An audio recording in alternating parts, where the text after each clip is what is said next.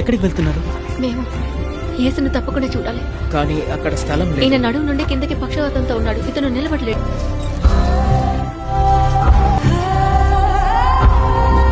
మీ చిత్తం అయితే బోధకుడా మీరు చేయగలరు. విశ్వాసం అందమైనది.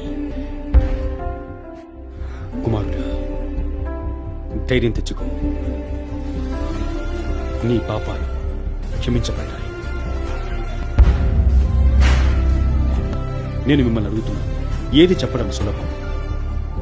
నీ పాపాలు క్షమించబడ్డాయి లేదా లేచి నడు అనటమా? ఏదైనా చెప్పడం సులభం కదా. అయితే పాపాలను క్షమించే అధికారం మనుష్య కుమారునికి భూమిపై ఉందని మీరు తెలుసుకునేలా మీకు చూపించడానికి నేను నీతో చెప్తున్నాను. నా కుమారుడా, లెగు, నీ పరుపు తీసుకుని ఇంటికి వెళ్ళు.